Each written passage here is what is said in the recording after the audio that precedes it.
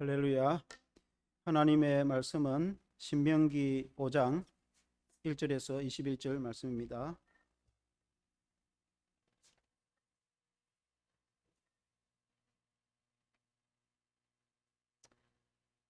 구약성경 269페이지 신명기 5장 1절에서 21절 제가 읽겠습니다. 모세가 온 이스라엘을 불러 그들에게 이르되 이스라엘아, 오늘 내가 너희의 귀에 말하는 규례와 법도를 듣고 그것을 배우며 지켜 행하라. 우리 하나님 여호와께서 호렙산에서 우리와 언약을 세우셨나니 이 언약은 여호와께서 우리 조상들과 세우신 것이 아니요 오늘 여기 살아있는 우리 곧 우리와 세우신 것이라. 여호와께서 산 위의 불 가운데서 너희와 대면하여 말씀하시매 그때에 너희가 불을 두려워하여 산에 오르지 못하므로 내가 여호와와 너희 중간에 있어서 여호와의 말씀을 너희에게 전하였노라. 여호와께서 이르시되 나는 너를 애굽 땅 종되었던 집에서 인도하여 낸 너의 하나님 여호와라. 나 외에는 다른 신들을 내게 두지 말지니라. 너는 자기를 위하여 새긴 우상을 만들지 말고 위로 하늘에 있는 것이나 아래로 땅에 있는 것이나 땅 밑 물속에 있는 것의 어떤 형상도 만들지 말며 그것들에게 절하지 말며 그것들을 섬기지 말라. 나 너의 하나님 여호와는 질투하는 하나님이신즉 나를 미워하는 죄를 갚되 아버지로부터 아들에게로 3, 4대까지 이르게 하거니와 나를 사랑하고 내 계명을 지키는 자에게는 1000대까지 은혜를 베푸시느니라. 너는 너의 하나님 여호와의 이름을 망령되이 일컫지 말라. 나 여호와는 내 이름을 망령되이 일컫는 자를 죄 없는 줄로 인정하지 아니하리라. 너의 하나님 여호와가 내게 명령한 대로 안식일을 지켜 거룩하게 하라. 여세 동안은 힘써 너의 모든 일을 행할 것이나 일곱째 날은 너의 하나님 여호와의 안식일인즉 너나 너의 아들이나 내 딸이나 너의 남종이나 너의 여종이나 너의 소나 너의 낙이나 너의 모든 가축이나 내 문 안에 유하는 객이라도 아무 일도 하지 못하게 하고 너 남종이나 너 여종에게 너같이 안식하게 할지니라. 너는 기억하라. 너가 애굽 땅에서 종되었더니 너의 하나님 여호와가 강한 손과 편팔로 거기서 너를 인도하여 넣었나니 그러므로 너의 하나님 여호와가 너에게 명령하여 안식일을 지키라 하느니라. 너는 너의 하나님 여호와께서 명령한 대로 너의 부모를 공경하라. 그리하면 너의 하나님 여호와가 너에게 준 땅에서 너의 생명을 길고 복을 누리리라. 살인하지 말지니라. 간음하지 말지니라. 도둑질하지 말지니라. 너의 이웃에 대하여 거짓 증거하지 말지니라. 너의 이웃의 아내를 탐내지 말지니라. 너의 이웃의 집이나 그의 밭이나 그의 남종이나 그의 여종이나 그의 소나 그의 낙이나 너의 이웃의 모든 소유를 탐내지 말지니라. 아멘. 주의 계명을 지키라 라는 제목으로 말씀을 드리겠습니다. 오늘 읽은 이 신명기를 영어로 디오토로노미라고 합니다.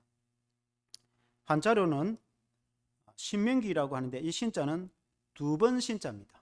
그래서 두 번 설교를 했다 그런 뜻인데 모세가 구세대에 다시 말하면 광야의 초기에 광야 생활 40년 가운데 초기에 구세대에게 말씀을 전하고 그리고 지금은 신세대 이 사람들은 광야에서 태어났거나 혹은 가나안에서 나올 때 20세 이하였던 연소한 아이들이 이제 성장하여서 그들이 40년 광야 생활 가운데 성장하여서 요단강을 앞두고 그 가나안 땅을 건너가기 직전에 그 신세대들에게 모세가 죽기 전에 마지막으로 주신 설교 말씀인데 그래서 두 번 말씀을 전했다.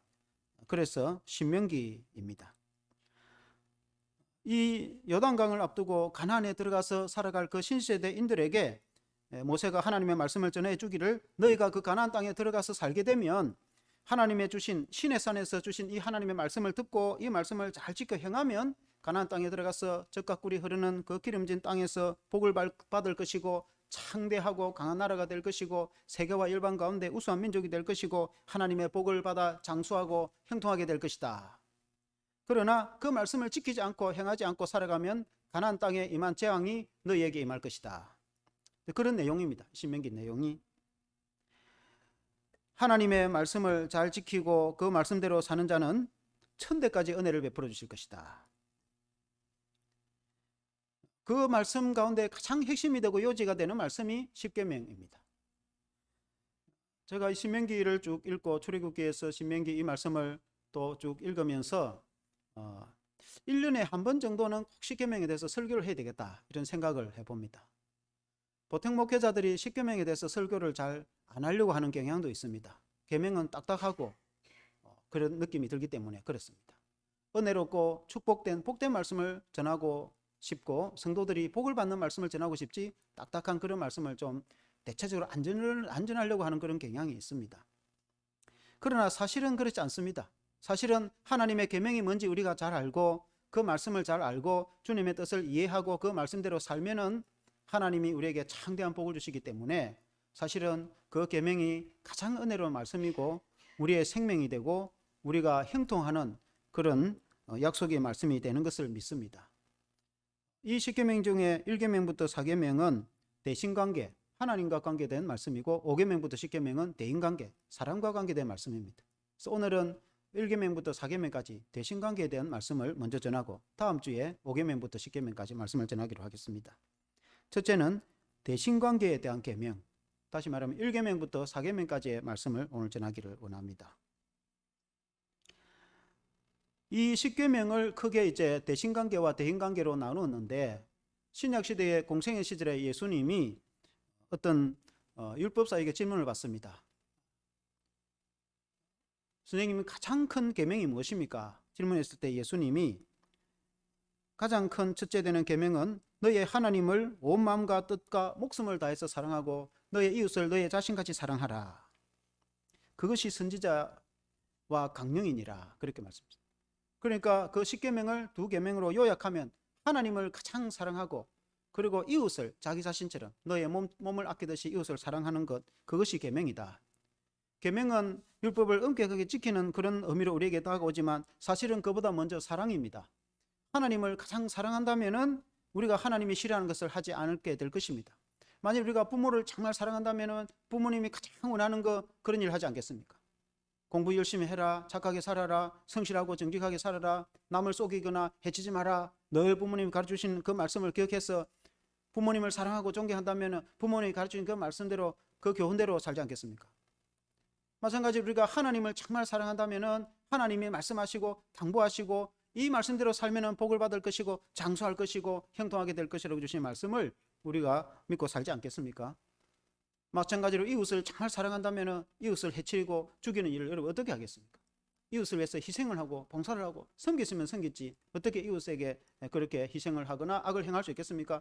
그래서 이웃을 정말 사랑한다면 이웃의 선을 행하게 되듯이 율법과 계명은 우리의 마음에 사랑이 있을 때 그 사랑으로 하나님을 섬기거나 사랑으로 이웃을 섬기기 때문에 악을 행하지 않고 범죄치 않는 것이 율법입니다. 그래서 사랑이 우선이다, 그 말씀입니다. 첫째는 제1계명으로서 너는 나 외에 다른 신을 섬기지 말라, 그렇게 말씀했습니다. 우리 하나님은 여호와 하나님이십니다. 오늘 읽은 6절의 말씀에 보면은 나는 너를 애굽 땅 종되었던 집에서 인도하여 낸 너의 하나님 여호와라. 여호와는 하나님의 이름입니다. 여호와는 그 뜻이 스스로 계신 분이라는 뜻입니다. I am who I am. 그 하나님은 천지를 창조하신 창조주가 되시고 그 하나님은 지금도 살아계시며 세계를 운영하시는 분이십니다. 유일하신 하나님이시며 그 하나님은 아브라함의 하나님, 아브라함을 갈대 우르에서 부르셔서 가나안 땅을 복으로 주시겠다고 약속하신 그 하나님이 우리의 하나님이십니다. 하나님은 아브라함과 이삭과 야곱의 하나님이라고 성경에 늘 말씀하고 있습니다. 아브라함이 이삭을 낳고 이삭이 야곱을 낳고 야곱과 늘 함께했던 하나님, 아브라함과 함께했던 그 하나님은 늘 이삭과 함께하고 야곱과 함께했으며 그리고 이스라엘을 애굽에서 노예 생활하고 있는 이스라엘을 능력으로 홍해를 가르시고 구원하신 그 하나님, 그리고 강렬을 지나 가나안 땅을 주신 그 하나님, 그 하나님이 유일하신 하나님, 전능하신 하나님, 여호와 하나님, 우리가 믿는 하나님이신데 그 하나님은 삼위일체 하나님이십니다. 하나님에 대해서 우리가 정확하게 알아야 되는 것은 그 하나님이 어떤 분인지 알고 우리가 섬길 때에 은혜롭게 섬길 수 있습니다. 그 하나님은 삼위일체 하나님이십니다. 삼위일체라는 것은 성부와 성자와 성령 하나님, 삼위는 구분이 되고 다르지만 그러나 한 분 하나님이십니다. 삼일째 하나님을 우리가 믿고 섬길 때에 모든 것이 대체적으로 이해가 됩니다. 삼일째 하나님을 믿지 않으면 성경이 이해가 안 되는 부분이 많습니다. 그래서 그 성부 하나님은 독생자 예수 그리스도를 보내서 예수님의 십자가를 통해서 우리를 구원하신 그 하나님, 그 하나님은 지금도 살아계시고 성령을 통해서 우리와 함께 하시는 하나님, 그 하나님이 한 분 하나님, 유일하신 하나님, 여호와 하나님, 우리가 섬기는 아버지 하나님, 창조주가 되시는 하나님, 그 하나님을 우리가 믿고 섬기는 것입니다. 구약에서 여러분이 하나님이 어떤 분인지 잘 알고 구약에서 그리스도를 만나고 구약에서 하나님의 성령을 체험하는 저와 여러분 되시기를 주의 이름으로 축원합니다. 그 하나님이 말씀하시기를, 유일하신 그 하나님이 말씀하시기를 나 외에 다른 신을 섬기지 말라. 그것이 제일 첫째 계명입니다. 이 세상 사람들은 많은 신들을 섬깁니다. 특히 인도 같은 사람들은 인도에는 많은 신들이 있는데 모든 것에 신이 있다고 생각합니다. 모든 사물이나 모든 동물이나 모든 자연이나 심지어 어떤 동물이나 나무에도 다 신이 있다고 생각합니다. 그게 힌두교입니다. 그러나 우리는 그런 것을 믿지 않습니다. 물론 이 세상에 잡신은 있어요. 귀신들, 악한 영들이 있습니다.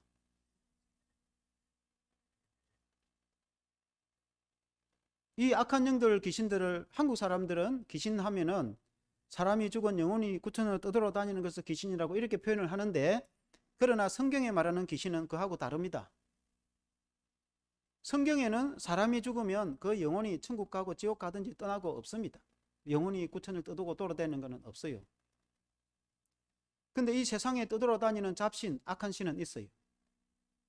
원래 그 신은 제일 우두머리가 사탄입니다. 하나님을 찬양하던 천사장으로서 천사장이었고 굉장히 위대한 그런 천사였습니다. 근데 하나님과 같이 비기려고 해서 교만하여서 하나님께 심판을 받아서 땅으로 쫓겨났습니다. 사탄이 쫓겨날 때 그에 따르던 타락한 천사, 그 악한 영들이라고 하는데 그 천사들이 함께 쫓겨났습니다. 주로 점쟁이들이 섬기는 그런 귀신들, 그 신이 있습니다. 대나무 흔들면 신이 임한단 말입니다. 그리고 어떤 경우에는 기적도 일으키고 병도 고치고 그렇게 합니다. 주로 귀신은 과거에 대해서 잘 맞춥니다. 그런데 미래에 맞추는 것은 대부분이 거짓말입니다. 그런데 어쨌든 그 악한 영은 보이지 않는데 그 귀신들이 있습니다. 어떤 사람들은 그런 귀신을 섬기는 사람도 있습니다. 그러나 너희는 그런 신들을 섬기지 말라. 이 세상에 있는 신들을 섬기지 말라. 그리고 당시 이제 그 주위에 많은 그 당시에 가나안 땅에 그런 이방인들이 섬기는 신이 있습니다. 물고기를 신으로 섬긴다든지, 그 바닷가에 사는 물고기 말죠. 그리고 바다의 신을 섬긴, 우리 같으면 용왕신을 섬기는 사람들. 우리나라에 옛날 보면 지신이라고 땅 밟기 하고 땅에 신이 있다고 해서 지신 밟기를 한다. 땅의 신을 위로한다. 땅의 신을 섬기는 사람도 있고, 어떤 사람은 남자를 신으로 섬기는 사람도 있고, 어떤 사람은 여신을 신으로 아프로디테 여신을 신으로 섬기는 사람도 있고, 또 다양한 여러 많은 심지어 이제 동물을 신으로 섬기는 사람들도 있고, 그런 모든 잡다한 신들을 섬기지 마라. 하나님은 유일하신 하나님, 천지를 창조하신 그 하나님을 섬기라. 나 외에는 다른 신이 없다. 물론 여러 가지 다양한 마귀와 잡신들은 있지만은 천지를 창조하시고 능력이 많으시고 전능하신 유일한 하나님은 여호와 하나님 한 분뿐입니다. 그 하나님, 유일하신 하나님, 그 하나님을 섬기는 저와 여러분 되시기를 주 이름으로 축원합니다. 두 번째는 너는 너를 위하여 우상을 만들지 말고 절하지 말라. 그렇게 말했습니다. 8절에 보면은 너는 자기를 위하여 새긴 우상을 만들지 말고 위로 하늘에 있는 것이나 아래로 땅에 있는 것이나 땅 및 물속에 있는 것에 어떤 형상도 만들지 말며, 우리 기독교 신앙은 절대로 어떤 형상을 절하지 않습니다. 그러나 세상 사람들은 자기를 위해서 많은 신을 만듭니다. 나무를 깎아서 만들어서 동네 앞에 세우고 절을 한다든지, 옛날에 우리 조상들은 그 나무 오래된 고목에다가 줄을 쳐가지고 삼신에게 절한다고 아들 낳게 해달라고 기도를 한다든지, 어떤 사람은 돌을 갖다가 깎아가지고 사람 모양이나 그런 걸 만들어서 복을 달라고 기도를 한다든지, 또 동으로 부어가지고 어떤 모양의 행사를 만들어서 기도하고 절하는 모든 것, 그 다 우상입니다. 우리 하나님은 절대로 그런 걸 깎아 만들든지 부어 만들든지 만들지 말고 그 자체를 만들지 마라. 그리고 절하지 마라. 절하는 것이 우상이다 말이죠. 심지어 우리는 기독교의 십자가를 상징으로 하는데 이것은 상징이지 십자가가 능력이 되는 건 아닙니다. 여러분이 예수님 안 믿는데 십자가 목걸이 건다고 해서 기적이 일어나고 천국 가겠습니까? 그 구원 못 받습니다. 십자가는 우리 교회도 십자가 있고 십자가는 예수님이 죽은 사형틀입니다. 로마의 사형틀입니다. 사형틀. 지금은 죽으면 줄에 매달아서 사형을 하지만 그때는 아주 강하게 할 때는 십자가의 못을 받게 죽게 만들었단 말입니다. 그래서 그 로마의 사형틀이 십자가입니다. 근데 왜 우리가 십자가를 들고 교회마다 십자가를 높이 세웁니까? 예수님이 그렇게 죽었다는 것을 기억을 하라고 십자가를 높이 든다. 그래서 그 십자가를 보면 예수님을 생각해야 된단 말이죠. 왜냐하면 예수님이 그렇게 너무나 비참하게 죽으셨는데 그 이유는 제가 있어서 나를 대신해서 예수님이 그렇게 죽으셔서 예수님의 피가 내 죄를 씻어주셔서 내가 예수 믿어서 구원을 받았다는 것을 기억하도록 하기 위해서 십자가를 높이 드는 것이지 십자가가 능력을 줍니까? 십자가가 병을 고쳐줍니까? 그래서 한때 옛날에 합동책이지만 우리 교회 안에 십자가를 다 철거를 했습니다. 처음에 초신자가 오랫동안 이렇게 다른 종교생활을 하던 사람은 이렇게 절을 하다가 교회 오니까 십자가 있으니까 그거다가 보고 절을 하도 해서 하니까 안 되겠다 싶어서 다 뗐어요. 그래서 우리 교단은 자유입니다. 뭐 달든지 떼든지 뭐가 아무 관계 없어요. 그래가지고 좀 상징으로 있는 것은 좋다고 생각해요. 그러나 그 십자가가 우상이 돼가지고 거기에 복을 달라고 빌면 그 우상숭배입니다. 우상숭배. 그 하나님 믿는 것이 아니고 십자가가 무슨 여러분 능력이 있습니까? 십자가를 보면은 예수님을 생각해야지. 예수님을 믿어야지. 예수님을 믿어야 구원을 받고 능력을 받는 것이지. 치유되고 역사가 기적이 일어나는 것이지. 예수님을 안 믿는데 십자가만 보면은 십자가 지켜두면은 무슨 소용이 있습니까? 브라질에 가면은 예수상이 있습니다. 큰 상을 세워놓고 물론 이제 그걸 보고 예수님이 십자가를 통해서 내 죄를 용서해주고 구원을 해줄 거나 생각하면 좋습니다. 그러나 그것도 없이 그냥 그것만 쳐다보면 그 무슨 의미가 있습니까? 마리아 상에 절하면 뭔 소용이 있습니까? 제가 어느 신문에 기독교 신문에 보니까 우리 기독교 문화센터를 어디 뭐 경기도인가 크게 만들 걸 하더라고. 거기에 예수상을 크게 만들 지금까지 없는 예수상을 크게 만들어서 아마 할 그런 계획을 했. 저는 그런 거 반대합니다. 기독교 신앙의 입장에 볼 때는 그게 크게 바람직한 게 아닙니다. 왜냐하면 하나님은 어떤 행상이든지 만들지 마라 그랬어요. 하늘에 있는 천사 모양이나 이 땅의 사람 모양이나 어떤 짐승이나 나무나 자연이나 어떤 모양이든지 하나님의 모양을 만들지 말고 그걸 절하지 말라고 하나님이 분명히 말씀했단 말이에요. 그게 심하면 우상이 되는 거예요. 기독교 역사에 서로마가 있고 동로마가 있어요. 기독교의 동로마에는 그 동로마에 에서 복음이 전거되어 가지고 결국은 저 동유럽이나 러시아까지 갔거든요. 그리스 정교입니다. 서로마를 통해서는 서구를 통해서 그리고 미국을 통해서 우리나라에 복음이 전해왔거든요. 그러므로 이 이제 동유럽으로 전거되어지는 그 기독교에 보면은 교회당에 그림이 많아요. 그러니까 교회 안에 들어가면은 막 천장이고 벽이고 막 온데 그림이라. 근데 물론 그 그림은 성경적인 그림입니다. 천지를 창조한 그림이나 하나님 만든 자연이나 그리고 또 예수님의 12제자라든지 그리고 예수님이 기적을 일으키는 장면을 그림으로 그렸다든지 여러 다양한 성경에 나오는 그림을 그렸는데 그때는 성경이 인쇄가 안 돼가지고 사람들이 하도 성경을 모르기 때문에 그 그림을 보고 예수님이 이렇게 우리를 구원했구나, 예수님이 안전병이도 일으키고 병을 고쳐주고 치료를 해주구나, 그 그림을 보고 가르치고 알고 깨달으라고 그렇게 한 것이단 말입니다. 그러나 그 그림이 무슨 능력을 줍니까? 그림을 보고 믿음을 알게 해야 되는 것이죠. 그 그림이 우상이 되면 안 된단 말입니다. 그러니까 그림이 우상이 되고 예수 믿는 믿음은 온데간데 없고 그러면 문제가 생긴다. 그림이 꼭 나쁜 건 또 아니에요. 우리가 주일학교 설교하면 그림을 띄어서 하면 아주 이해가 쉽거든요. 여러분 성경을 읽기 힘들고 그러면 주일학교 아이들 보는 성경 만화책 보십시오. 저는 요새도 성경 만화책 봅니다. 보면 재밌어요. 성경 다 읽으려면 힘들거든요. 저도 매일 성경을 읽어 나가지만은 한번 전체를 빨리 읽어보려면은 만화책 보면은 전체 이야기 스토리를 아주 쉽게 읽어. 청년들도 이러면 저 뒤에 요하실에 가면 성경 만화책 있거든. 그걸 한번 몇 번 보세요. 그러면 성경 전체 머리가 탁 들어와. 그러면 설교하면은 오늘 우리 목사님 설교 뭐 내용이네 팍 머리에 들어와. 성경이 전체적으로 짜있지 않으면 오늘 어디 뭔 이야기를 하는지 신명기가 뭔데 깜깜하거든요.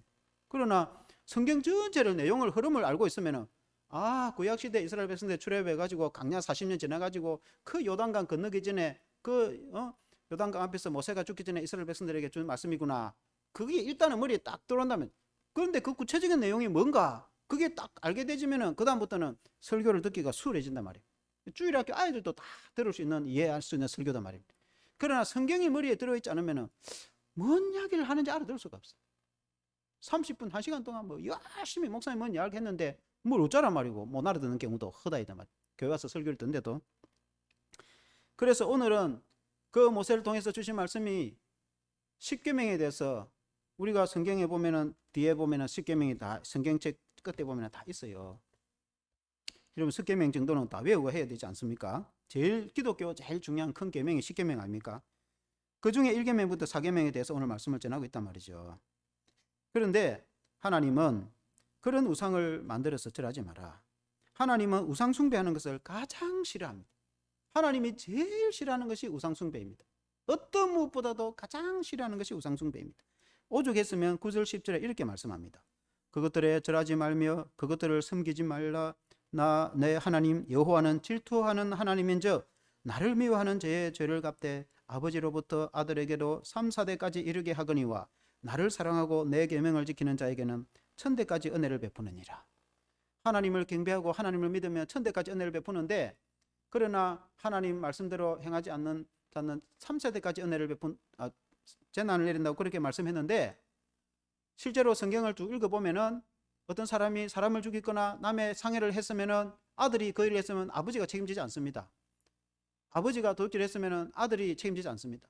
자기 죄는 자기가 책임을 지도록 성경에 그렇게 말씀하고 있습니다. 그런데 이 오늘 말씀을 읽어보면은 문맥이 하나님이 자녀 자손 3대 4대까지 하나님이 재난을 내리는 게 있는데, 우상을 숭배했을 때 하나님 왜 다른 신을 섬겨서 절하고 우상을 숭배하면은 3, 4대까지 재앙이 내려간다고 성경에 말씀합니다. 그러나 하나님 우상 숭배하지 않고 하나님을 잘 섬기면은 1000대까지 은혜를 베풀어 주신다고 말씀하고 있습니다. 그게 왜 그렇게 되는가? 부모와 조상들이 우상을 숭배하면은 늘 그 모습을 보고 자녀들이 자랐기 때문에 자연히 우상을 숭배하게 돼 있어요. 그 우상을 숭배하면은 계속 그런 심판에 가게 되죠. 그래서 우상이 가문의 가정에 가장 이 재난이 되는 것입니다. 그럼 우리는 우리 옛날 조상들이 섬기는 우상을 떠나서 하나님만을 섬겨서 1000대까지 은혜를 베풀어 주시는 그런 복을 받으시기를 주 이름으로 축원합니다. 하나님을 가장 사랑하면은 우상을 싫어하게 되겠죠. 하나님을 존경하고 공경하면 하나님을 잘 섬기게 되겠죠. 그러나 이 세상에는 다른 사람이 만들어서 섬기는 우상 외에도 하나님 외에 다른 것을 하나님보다 더 사랑하는 것이 있으면 그것이 우상이 될 수가 있어요. 뭘 만들지 않더라도 만일에 자녀를 하나님보다 더 사랑한다, 그러면 자녀가 우상이 될 수가 있어요. 부모도 마찬가지겠고, 이 세상의 물질을 하나님보다 더 사랑한다, 돈을 하나님보다 더 사랑한다, 그러면 그 돈이 우상이 될 수가 있어요. 이 세상에 있는 다른 어떤 것을 하나님보다 더 사랑하면 그것이 좋은 것일지라도 우상이 될 수가 있다. 그래서 하나님을 가장 사랑하고 가장 먼저, 그렇다고 해서 자녀를 사랑하지 말라, 돈을 벌지 마라, 그런 뜻이 아니에요. 당연히 자녀를 사랑하고 부모를 공경하고 우리가 돈을 벌어야 되지만, 그러나 하나님을 가장 먼저 사랑하고 가장 높이고, 그리고 이것도 하고 저것도 해라, 그게 하나님의 뜻입니다. 아멘. 세 번째는 하나님의 이름을 망령되이 일컫지 말라, 그렇게 말씀했습니다. 11절에 보니까 너는 너의 하나님 여호와의 이름을 망령되이 일컫지 말라. 나 여호와는 내 이름을 망령되이 일컫는 자를 죄 없는 줄로 인정하지 아니하리라. 하나님의 이름을 함부로 일컫지 마. 망령되이 말은 헛되다는 뜻입니다. 그 뜻이 헛되게 부르지 마라. 하나님의 이름은 여호와 하나님이십니다. 성자 하나님은 예수님이십니다. 하나님의 이름을 함부로 부르면 그것은 하나님을 함부로 대하는 것과 같은 것입니다. 사람에게는 이름이 있습니다. 그래서 그 이름을 존대해 준다는 것은 그 사람의 인품과 인격을 존대해 주는 것과 같은 것입니다. 내가 그 사람을 존대하고 존경하는데 그러나 그 이름을 함부로 부르고 그렇게 하면은 그건 존대하거나 존경한다고 할 수가 없어요. 그래서 그 이름에게는 인격이 함께 한단 말이에요. 그래서 하나님은 존귀하시고 영광스러운 분이고 거룩하신 분이시기 때문에 하나님의 이름을 함부로 불러서는 안 됩니다. 그렇다고 하나님의 이름을 너무 멀리 해가지고 하나님의 이름을 부르지도 않고 기도도 하지 않고 그래야 할 게 뜻이 아니에요. 하나님을 친근히 하지만 이름을 함부로 부르면 안 됩니다. 오늘 세상에 뉴스나 인터넷에 보면은 얼마나 기독교를 폐마하고 욕을 하고 예수님을 아주 이루 말할 수 없을 만큼 또 하나님의 이름을 모욕하는 글들이 수없이 올라나는데 이런 거 법 좀 바꾸면 좋겠는데 오늘 자유가 있기 때문에 그러지 못하게 너무 있기 때문에 그렇겠지만은 너무나 이런 것들이 있어요. 하나님을 기뻐하지 않을 것입니다. 거기에다가 물론 우리 기독교인들이 세상에 빛과 소금이 되고 잘해서 정말 하나님의 이름이 영광이 나타나도록 해야 되겠습니다. 그러나 또한 세상 사람들은 예수님 믿는 거 싫어하기 때문에 욕하고 비방하는 경우도 있습니다. 그리고 또 음해하고 또 비화하고 또 그런 악의로 기독교를 폐마하는 경우도 있습니다.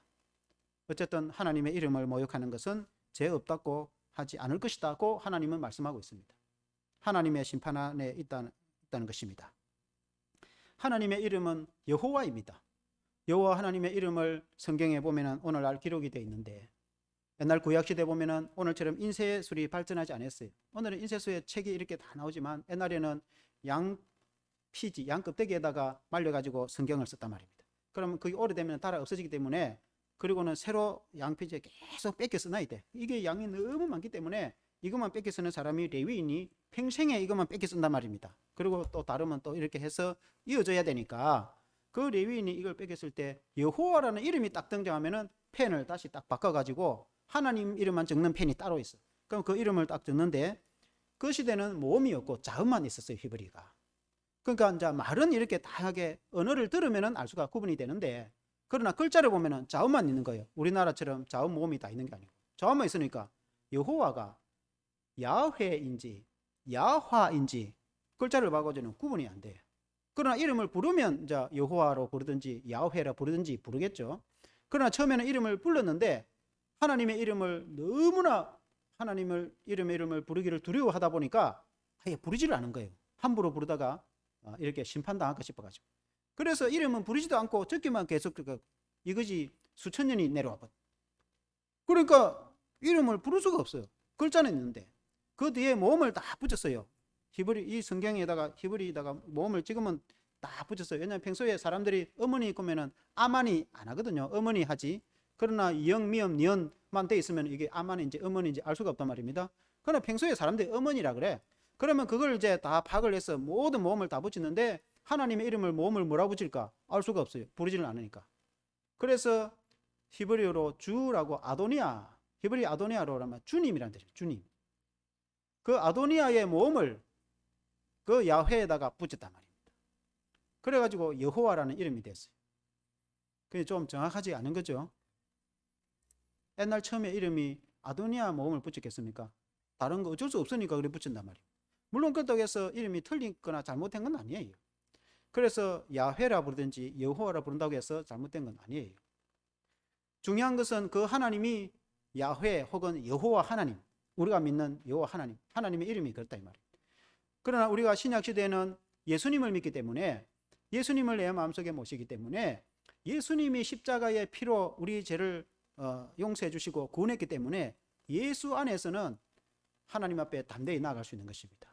하나님은 너무나 거룩하신 분이고 영광스러운 분이시죠. 전능하신 하나님이신데 우리 인간은 아담이 범죄한 후에 선악과를 먹고 나서 우리 인류 아담의 후손인 인간은 죄 가운데 빠져서 죄인된 우리가 모든 사람이 다 우리 죄인된 우리가 하나님 앞에 감히 나아갈 수 없어요.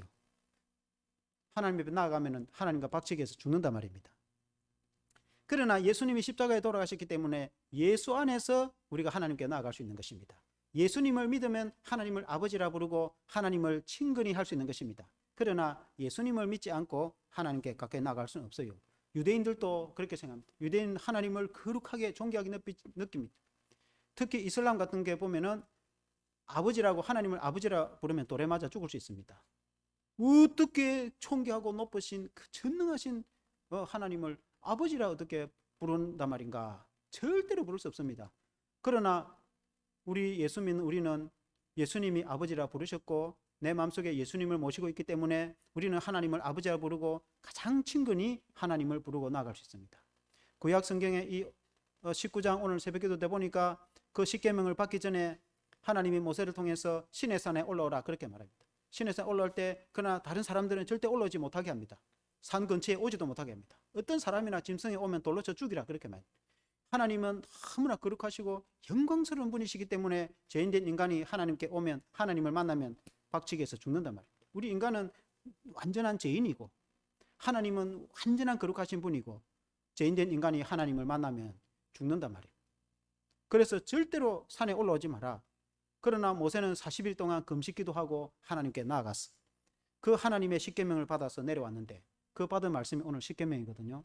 그 하나님이 오늘날에도 여전히 완전하시고 거룩하시고 영원하시고 무한하신 그런 하나님이시고 영광스러운 하나님이시거든요.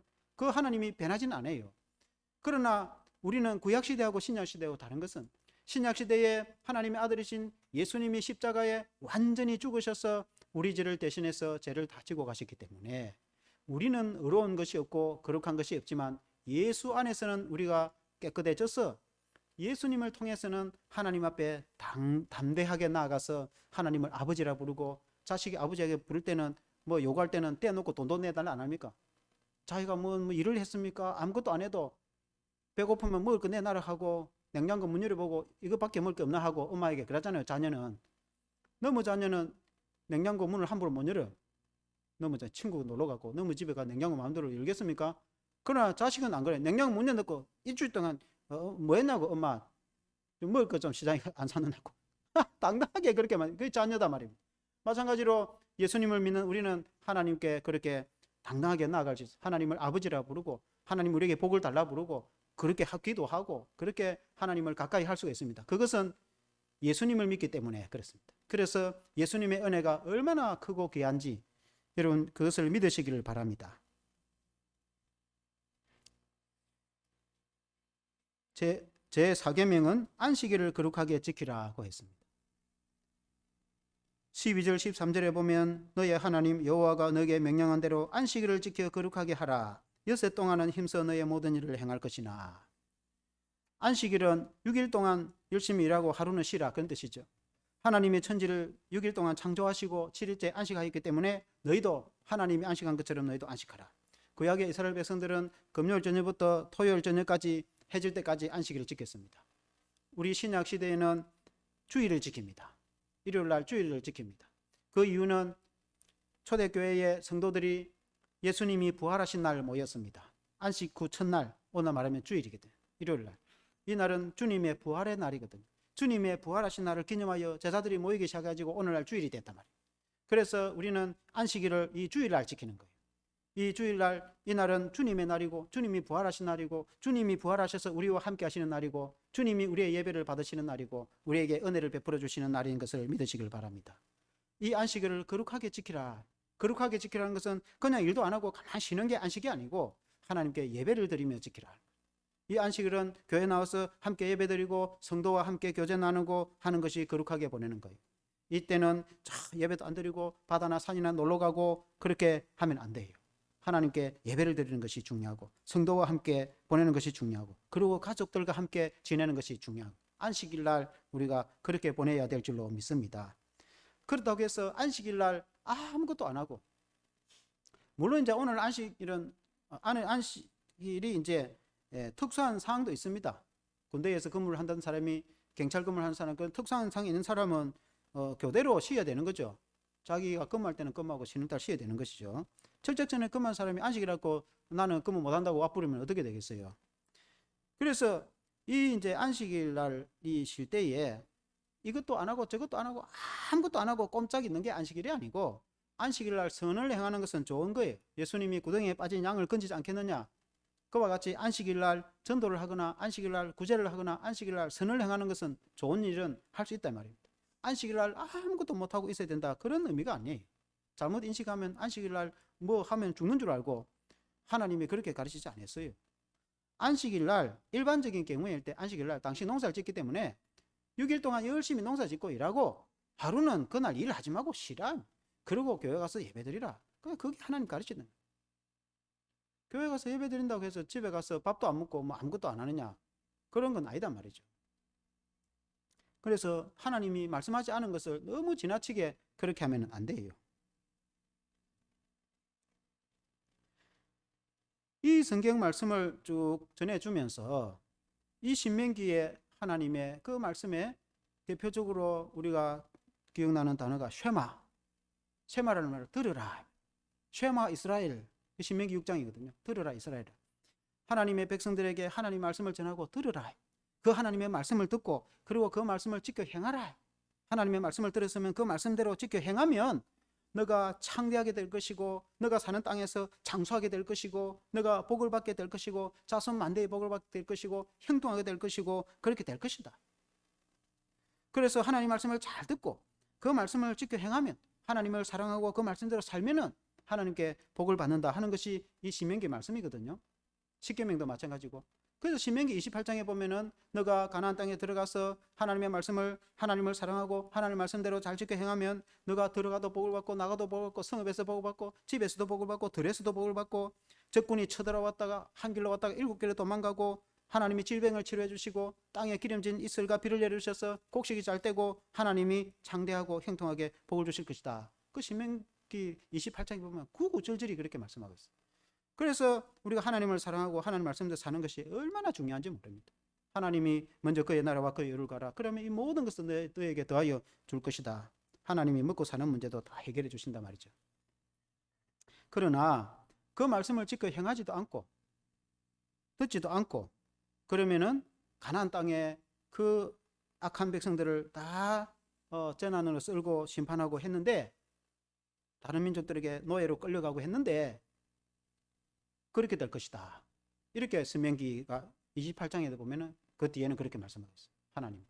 근데 보통 목사님들이 그런 설교를 잘 안 합니다. 저도 마찬가지고. 왜냐하면 신명기 설교하면 앞부분만 딱 설교하지 뒤에 거 절대로 설교 안 합니다. 절대는 아니지만 거의 설교하지 않습니다. 그런 설교를 하고 싶어하는 사람은 아무도 없어요. 그러나 실상은 앞부분보다 뒷부분의 내용이 훨씬 많습니다. 왜냐하면 사람이 너무나 완악하고 인간이 아주 죄로 가득 차 있기 때문에 대체로 하나님의 말씀을 지키고 행하는 데에 실패하는 경우가 많아요. 좀처럼 말을 잘 안 듣는 경우가 사람입니다. 하나님 말씀을 잘 듣고 신앙생활 잘하고 교회를 잘 다니다가도 나중에 돈을 많이 벌고 부자가 되고 크게 성공하고 그러면은 신앙 다 잃어버리고 자기 마음대로 살고 그래가지고 나중에 교회도 안 나가보고 하는 그런 경우가 허다합니다.